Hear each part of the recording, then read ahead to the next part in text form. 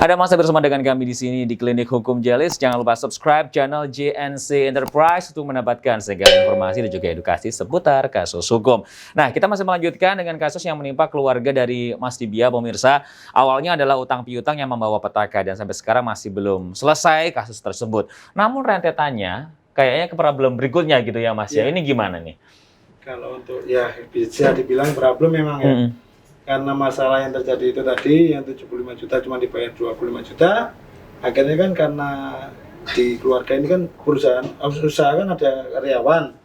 Nah, untuk karena mengalami kerugian untuk bayar karyawan itu ngelakuin kayak semacam pinjaman tapi online di aplikasi. Yang marak itu sekarang ya.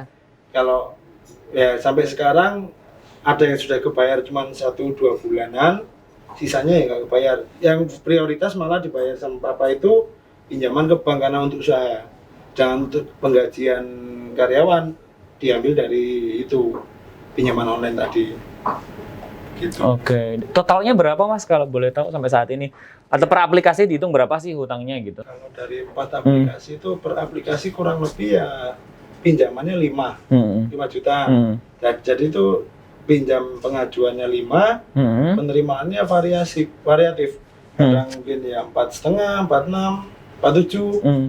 Tapi nanti untuk bayarnya total itu dari per aplikasi dari 5 juta yang dipinjam bisa sampai 7,5 paling tinggi. Mantap, lumayan ya, besar sekali ternyata di situ. Oke, ini sampai sekarang Papa masih mampu untuk membayarkan atau cicilannya? Kalau untuk yang pinjaman online aplikasi ya ada yang terbayar mungkin 1-2 bulanan, tapi memang prioritasnya untuk pinjaman di bank. Yang itu usaha tadi itu, itu dibayar lebih dulu. Oke. Problemnya sampai saat ini di telepon-telepon gitu ada pemaksaan secara verbal atau apa? Kalau di telepon pasti, diancam iya, itu ya dikata-katain lah tiap hari bahkan.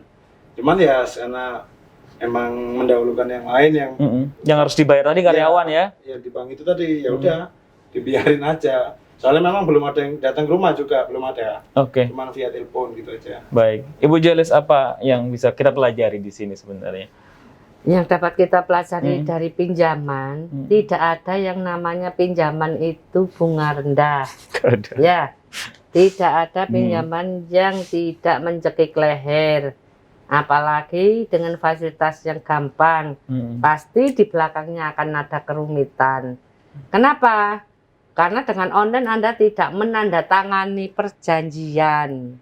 Jadi semua kebijakan yang ingin dilakukan oleh pemberi pinjaman itu yang berlaku peraturan mereka. Katapun Anda membayar kurang 1 cicilan karena Anda mungkin sudah terseksual, nanti tagihannya itu bisa sampai 4 kali 5 kali dari pinjaman Anda. Karena apa? Ya karena Anda tidak menandatangani sebuah perjanjian gitu. Foto saja kan? Foto saja. Jadi Anda sudah menjadi target mereka dan Anda tidak bisa berbuat apa-apa. Jadi jangan buat remeh. Lebih baik kalau memang Anda kesulitan keuangan, apa yang Anda bisa juallah. Daripada Anda ingin memiliki semua harta Anda tapi Anda memudahkan bahwa pinjaman itu lebih mudah, itu sangat salah. Lebih baik kita kehilangan harta kita sebagian, tapi kita tidak terjerat. Jadi kehidupan kita akan aman. Jadi banyak orang yang sayang, mobilnya sayang, sepeda motornya sayang, perhiasan istri saya sayang karena kemarin ngumpulin sedikit.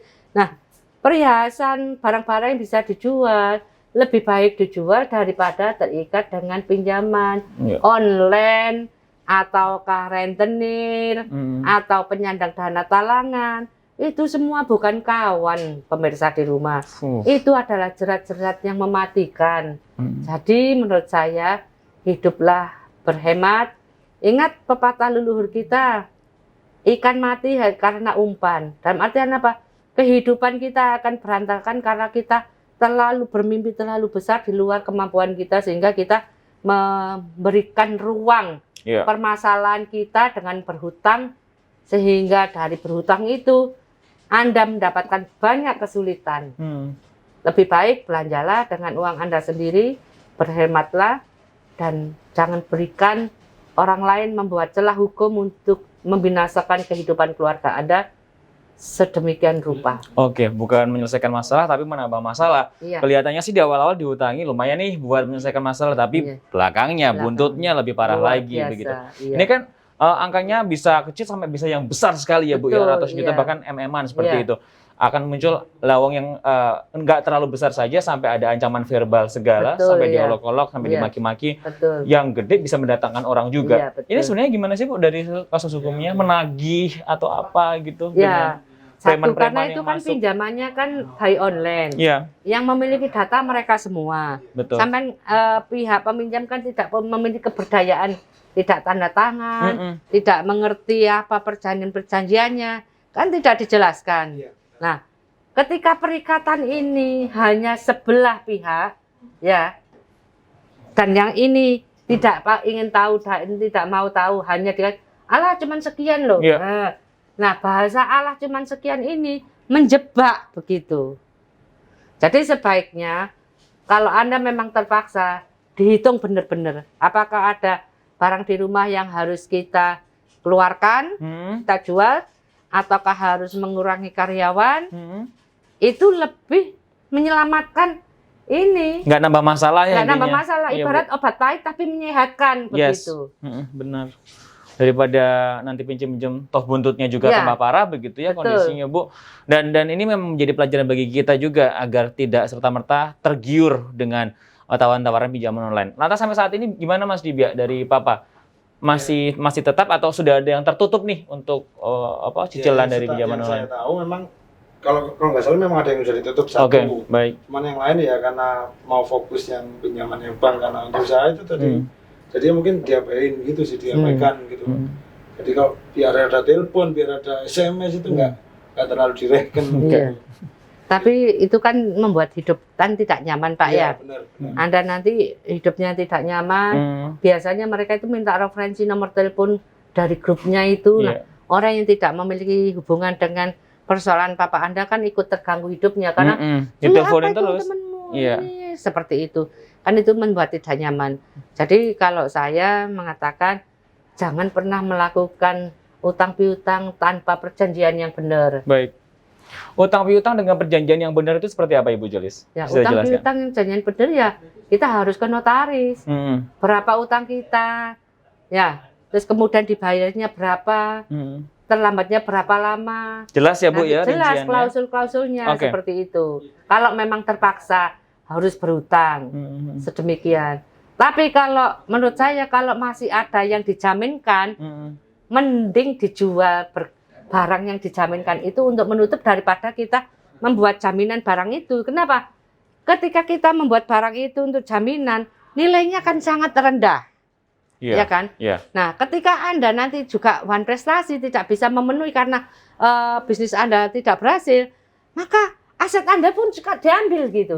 Kan lebih baik kita menjual barang kita, kita bisa menjual dengan harga tinggi, kita bisa membayar hutang kita, dan kita bisa hidup tentram. Betul. Sehingga betul. kita bisa berpikir lebih jernih lagi untuk bangkit lagi, untuk usaha yang lain lagi begitu. Oke, Ibu Jolis kan bukan hanya pengacara tapi juga pengusaha pemirsa. Lantas yang barang seperti apa yang dijual? Aset kah? Aset Ya, bergerak? biasanya aset? kan kalau ke bank kan mesti aset. Aset yang Aset kan rumah. Nah, daripada rumah kita buat aset, harganya kan ibaratnya rumah kita 10 miliar. Kita pinjamkan di bank kita dapat 4 miliar. Ketika kita tersandung bermasalah, nanti aset kita juga disita sama mereka. Dijual, dilelang.